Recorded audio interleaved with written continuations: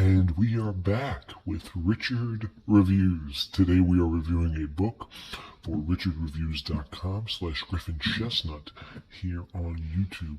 Today's book Richard will be reviewing for us is How to Stop Worrying and Start Living by Dale Carnegie.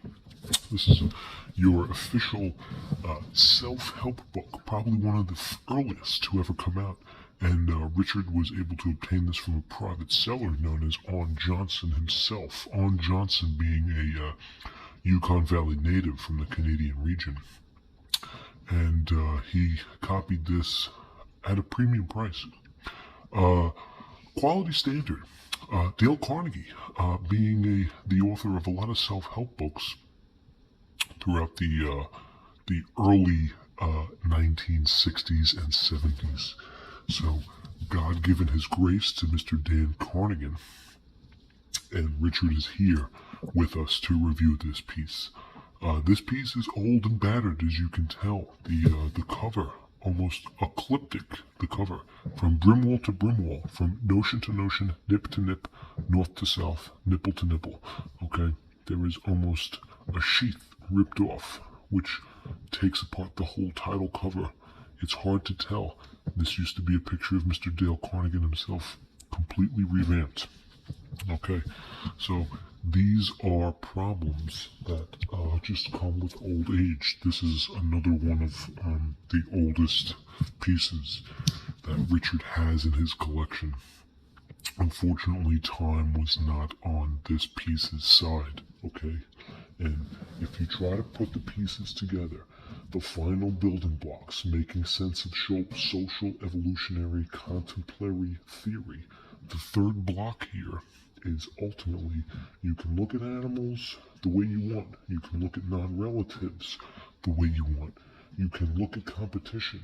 You can forego that certain parts, certain potentials, other animals, other aggression, and other ego do not have the same standard fortitude.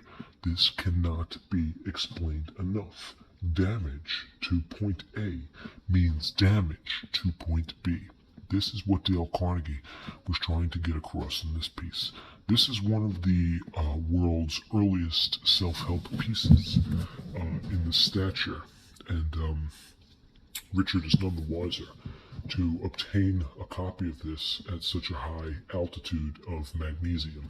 Richard brings apart a caloric fulfillment through different types of turtle shells, which he can bring into candle wax and sell at the flea market around the corner from Rite Aid. Richard doesn't believe in Lamborghinis. He doesn't believe in Maseratis. He's more of a Honda Civic kind of person. He's very saturated in terms of his fat, and he's also very obligated in terms of his poison. The second type that Richard ultimately wants to fulfill in delegating a certain substantia is the fact that he doesn't find himself needing to get drunk, stoned, or stupid. Richard is an advocate for dialectic point of views, and the Kurashake, which is the guide to substantial delegations, which give into different religions, apostrosities, and condominiums. It doesn't mean you need a transporter throughout your life. It means you can find a conglomerate that can ultimately beat your pricing through the delicate eyes of the chimney fatical point of view. And that's where Richard ends with this. This piece right here, unfortunately, is in one of the worst conditions that Richard gets. As we take a look at it, you can barely make out the cover. You can't even read it. But it does show you the price, 35 cents, Seabird, author of How to Win Friends and Influence People. Another piece that Richard has read by Mr. Dale Carnegie himself, and also reviewed here on his channel. More praise. This book can change your life, showing you how to break your worry habit, guiding you step by step to confidence, happiness, and inner peace. More than 545,000 copies sold, and this is the Cardinal edition. Unfortunately, this is ripped off, and you can't even tell what's going on here. The brimwall, once again, cream. As you can tell, the copies It's falling apart. The glue is deteriorating. It's a very old piece. But we're going to go into it with dire need and substantial evidence. This looks like it was bitten by a raccoon. Maybe some sort of a Cabbage Patch doll. Even on the back. And there's more Brimwall here. This looks like cutlery. Hard to tell where the talent is. And even on the side, a lot of creasing. How to Stop Worrying and Start Living by Dale Carnegie. And even on the back, let's look at the back. You can stop worrying. You can stop worrying. Everyone knows that worry is dangerous. How to Stop Worrying and Start Living. This is a genuine Cardinal edition. Pocketbook. International Building, Rockefeller Center, New York, New York. Excellent piece. Excellent piece. Fanatical piece. Fantastic piece. Fanatical piece. Okay. And that's just without opening the piece. Now once we look at the piece, it's this piece is not good. It's seen much better days, as you can tell. The pieces are cracking and crinkling. So